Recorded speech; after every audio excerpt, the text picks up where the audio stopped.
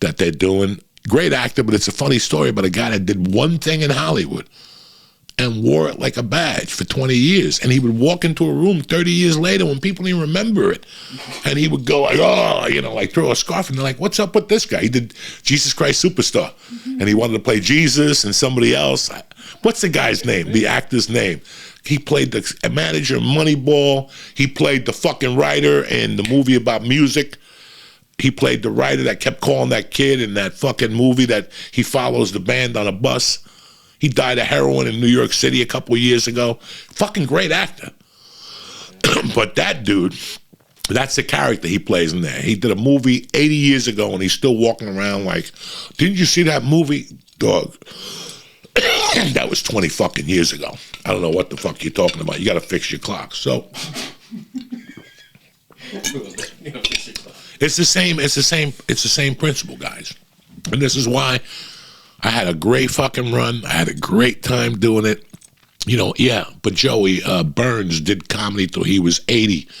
Yeah, I know. Or 99. Fucking, I would love to do a Red Fox album. You know, I would love to do like not a Red Fox album, but I might fucking Roger Waters. I would love to do like a dirty album like Red Fox did, Wash Your Ass, like that album by Red Fox, a great album, Wash Your Ass. But if you listen to it, you're like, he's a 66, 7-year-old guy doing that fucking material in a bar, like in a jazz bar. Things have changed. You know, you could, but still, if you know the reasons, if you study your comics, the only reason why fucking Red Fox was doing it because he had tax problems. So you could feel, it's a great album, but you could feel the material's been a little fucking, it was pushed. It was sort of like my second album, my third album, fucking, we can't eat pushy with asthma, whatever the fuck it was. It was too forced, you know.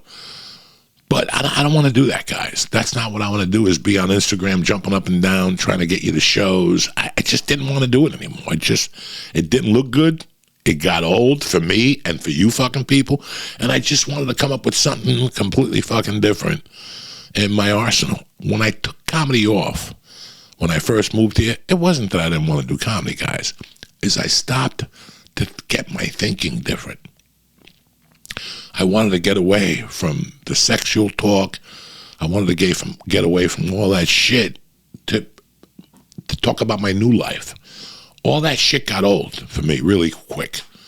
That's why I took the window off. But guess what happened? When I got back on stage, I couldn't get away from that material because that's the material people want to hear. They don't really want to hear my daughter's shit. I mean, it's cute, it's funny. That's what it takes for me to get out there and make money. I don't want to do it. I want to come out with a new, you ever see, there's a couple comics now that I see that took some time off, particularly one. And she came back, you know, maybe 6 or 7 months ago. And I see their tweets. And nothing has changed. Nothing has changed. They're still talking about the same shit they were talking about 3 years ago, only in a different version. I got sick and tired of rewriting material and rewriting my thoughts. It started, I needed to come up with new thoughts, new material, new shit. So that's where I am. That's why a couple of weeks ago when I was talking to Bobby Kelly and my agent, and I told my agent that Bobby Kelly is the next big fucking thing, and he goes, yeah, Joey, you're selling tickets. I go, no. He said something, he goes, people want to see you too. I go, yeah, but I don't have nothing to say. Robert Kelly's got something to say. When I feel like I got something to say, I'll be out there again. I'm not doing late shows. I'm not getting on planes. But that's what I need. I needed my mind to change over from what my mind, drugs, coke, you know, all those jokes were great. They were great.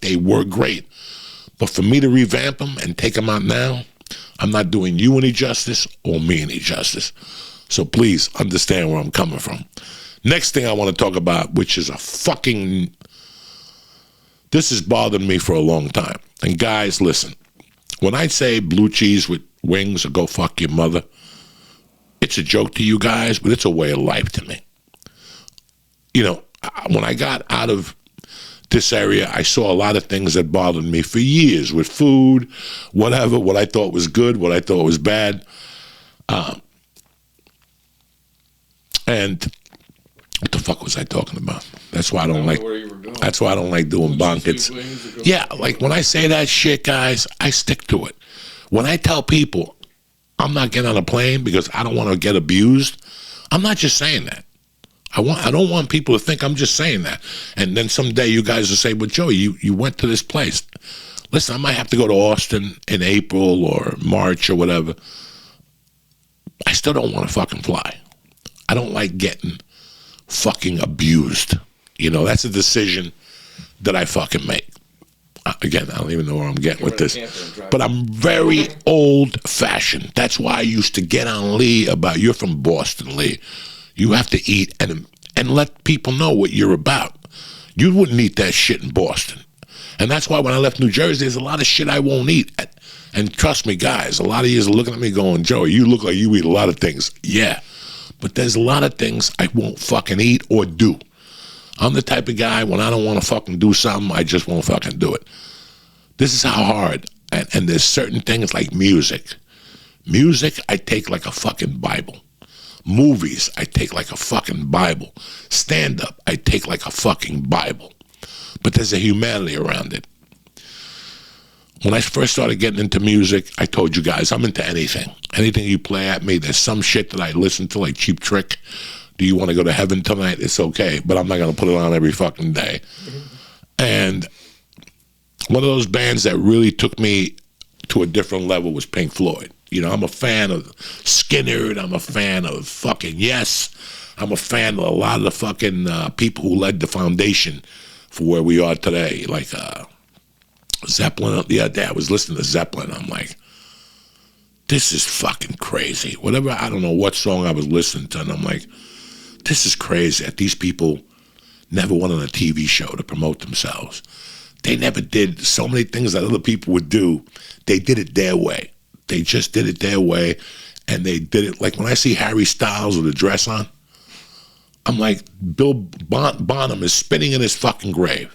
These guys were out fucking sucking, doing heroin, drinking till 8 hours, fucking 8 in the morning, putting fucking sharks up chicks' pussies in fucking Seattle. Led Zeppelin was living like fucking, they were like Genghis Khan when they were out there. And then you look at 40 years later, you see Harry Styles with a fucking dress on, singing some song at the fucking Garden. You're like, what the fuck has happened to music? What the fuck has happened to fucking music?